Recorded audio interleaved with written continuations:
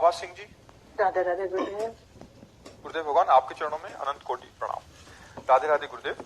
गुरुदेव, आपके श्रीमुख से हमेशा सुनती हूँ कि बहुत सारे जन्मों के गोदाम से शुभ और अशुभ कर्म निकालकर प्रारब्ध का निर्माण होता है, जिसको हमें भोगना पड़ता है। गुरुदेव, हमें ये समझ नहीं आया कि जब शरीर छोड़ने के बाद हमारी जीवात्मा को नरकादि यातनाएं सहनी पड़ती हैं अपने कर्मों के अनुसार, तो इसका अर्थ है कि हर बार मृत्यु के बाद उस जन्म के कर्मों का निपटारा हो जाता है, तो कर्मों का गोदाम कैसे नहीं, पूरा निपटारा क्या होता है? एक कत्ल किए ना तो पूरे आजीवन कारावास आपको मिला एक कत्ल करने के बाद। तो यहाँ तो एक ही खुला ना, लेकिन वहां तो एक एक चेष्टाएं आपकी पता है ना। आपने जो स्वप्न में, जागृत में, सुषुप्ति में, तो वो एक एक चेष्टा पता है। अब उसमें मानसिक, शारीरिक, वाणी के द्वारा एक एक अपराध है। तो अब जैसे एक कत्ल किया तो आपको आजीवन कारावास मिला, यहां मिला। अब ऐसे सैकड़ों अपराध हमारे गुप्त हैं जिनको कोई नहीं जानता है, लेकिन वो भगवान के दरबार में तो उनका है ना। तो एक एक अपराध का अलग अलग दंड भुगवाया जाता है।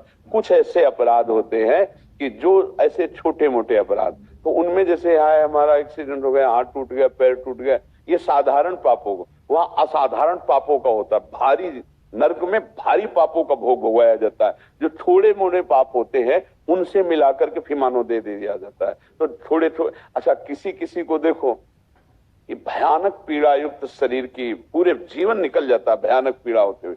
वो महत पाप भोगने के बाद जो बचा हुआ है वो, जैसे आप देखो सजा मिलती है तो बोले इसको 20 साल की सजा और 1 लाख का जुर्माना।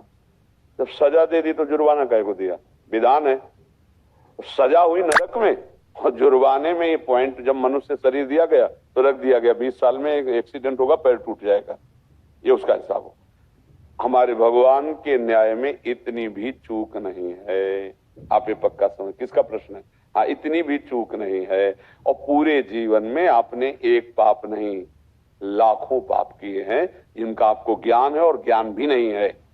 कुछ अज्ञान में हुए और कुछ ज्ञान में हुए, और जिनका कोई दंड आपको नहीं मिला है उनका दंड आपको भोगना पड़ेगा। वो सब स्टॉक में जमा हो रहा है। वहां ऐसा थोड़ी कि भूल भुलैया हो गई। कोई ऐसा शरीरधारी नहीं है जो भगवान का प्रेमी और भगवान का अवतारी पुरुष है, उसकी बात नहीं करता। नहीं, सबसे कुछ पुण्य और कुछ पाप बनते हैं।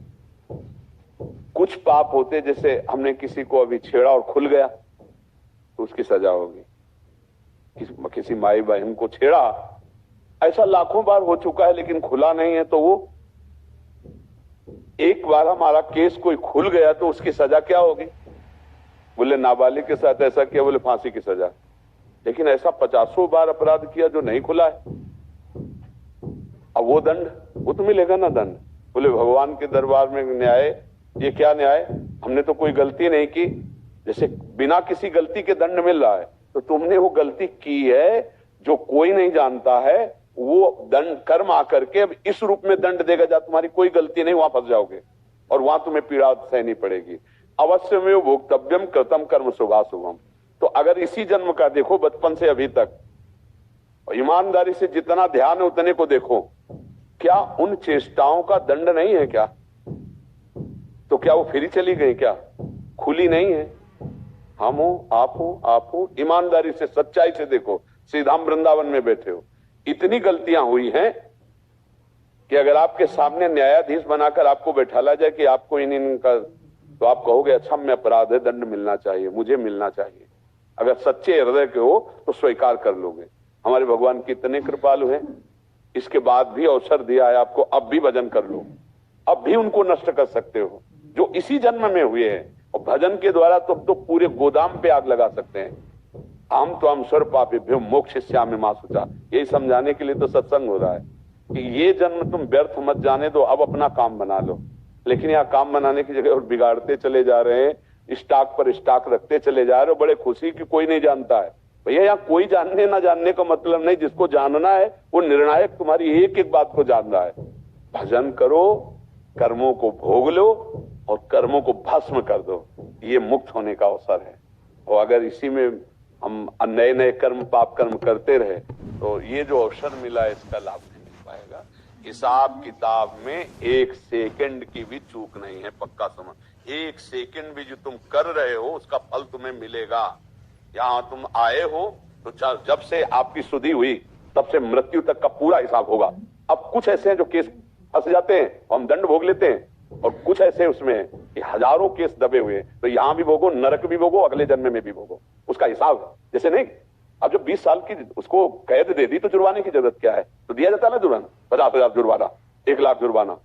अब वहीं मेहनत करो, वहीं से तुम्हारा पैसा कटता जाएगा और जेल की सजा भी भोगो। कर्म है, एक कर्म है 10 मिनट का व्यभिचार, उसकी सजा एक कर्म है। 10 मिनट में क्रोध को कंट्रोल नहीं कर पाए, हिंसा बन गई आदि। ऐसे कितने गुप्त पाप हैं जिनको कोई नहीं जानता, तो उनका दंड हमें भोगना पड़ता।